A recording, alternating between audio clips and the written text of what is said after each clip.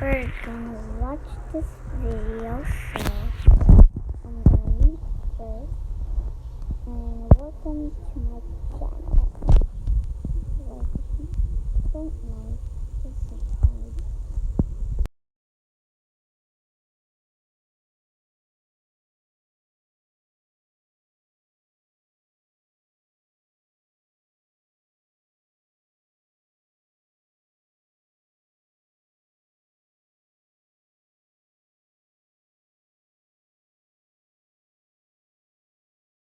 Arrest during quarantine. Link in the description below. I guarantee you won't regret it. By the time this video is out, I may or may not have hit 20,000 subscribers, but regardless if I hit it or not, I just want to take this time to thank you guys so much. I was stuck on 11,000 subscribers for the longest time, for 9 months, and I never gave up. I would stay up every night till it was very late, and at one point I got super sick because of the lack of sleep. I would spend 12 hours on a single video, and it would get barely any views, but you know what? I never gave up. For anyone who's out there who's watching this video, if you have a dream, if you're passionate about something, I want you to know you are capable of achieving anything. Your future is in your own hands. If you work hard, anything is possible. The only limits are the limits you set for yourself. So join me on this journey and we'll chase our dreams together. Also, if you're interested in getting featured on my Instagram, drop a comment down below. I'll be posting my favorite comments on my Instagram story, so be sure to follow me and I'll see you guys there. Anyways, let's begin with today's story time.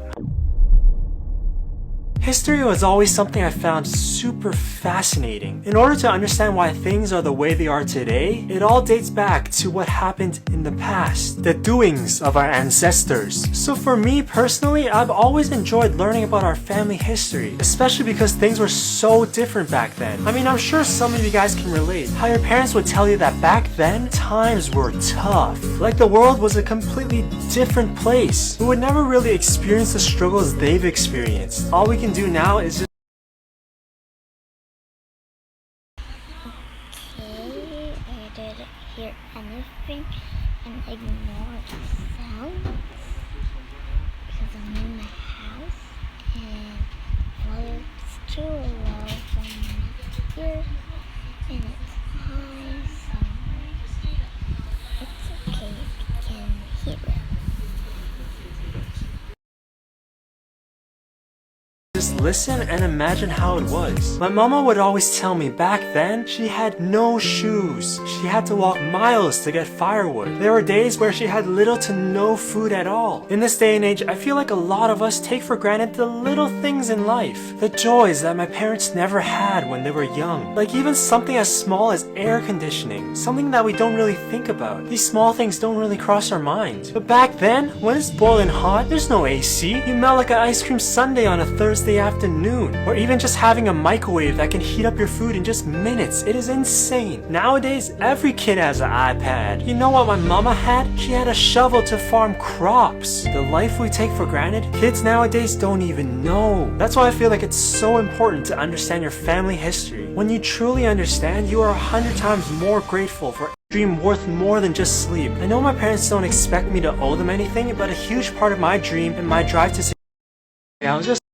I was before she died, so I took out my calculator from the dryer and entered the year my grandgrandma was born, 1882, multiplied by the number of sheep I count before I sleep, divided by the number of fish in the Pacific Ocean, and got 30 years of age. My great-grandma went on vacation when she was 30. Coincidence? I think not. So I looked at major events in 1912 on Yahoo and found this.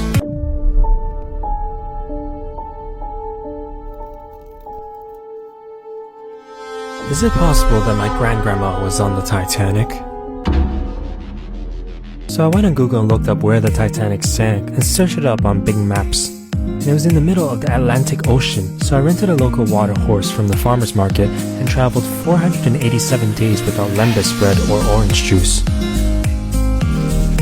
I got to the location of the shipwreck to look for any clues that could explain the disappearance of my grandgrandma. Suddenly, I noticed something in the corner of my eyeballs. I make haste towards the shore of the ocean.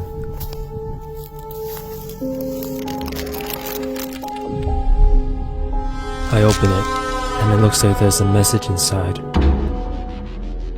I opened the package and took out the piece of paper inside. To my surprise, the message was encoded in a bunch of hieroglyphics. How was I supposed to decipher an ancient language? A language that had been lost in the realms of time. Should I contact Greg again? He might be my last hope.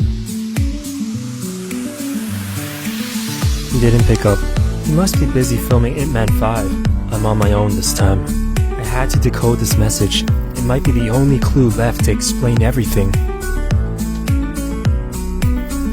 So I decided to take a nap because when in doubt, take a nap, and you might wake up with the answer. When I woke up, I dreamt about chickens. But also, I realized my great-grandma had a nephew. But how can I get in contact with someone whom I've never met? This just seemed to be another dead end. I got up as fast as I sat down and decided to scan the fingerprints to match with every single backlog of our ancestral Ming dynasty.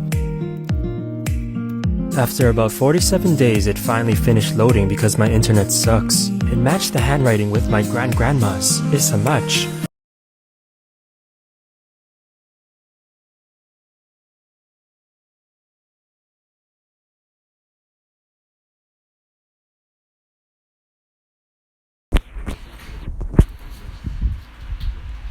Ignore the ads. Musician is the best way to learn, practice, and master a musical instrument. Just play along.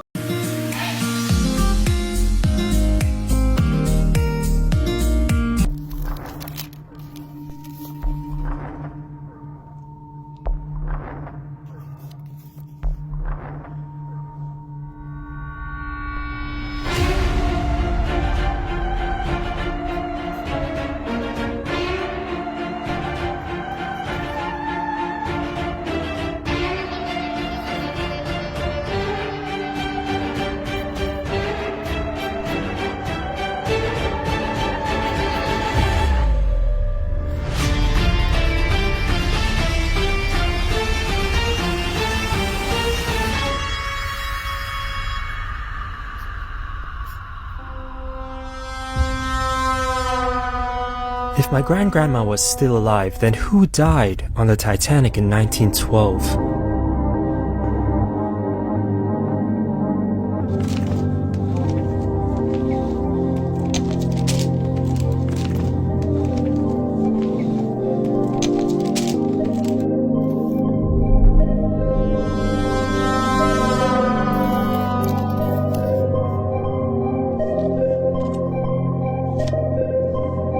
Thank you, sister.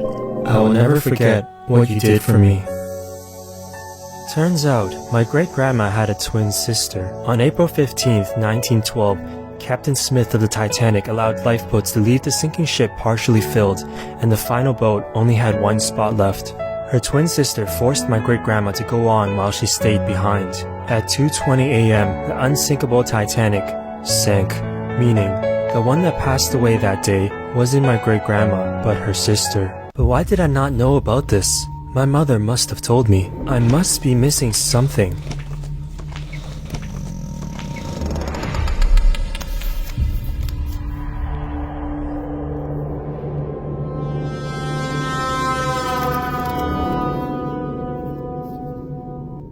I realized my great-grandma had a nephew.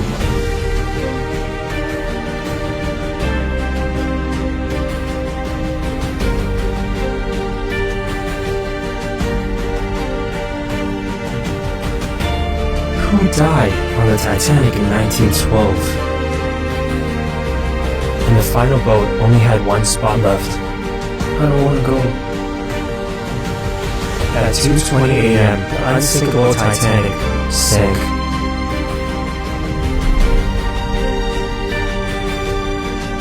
Alright, so this story was cool.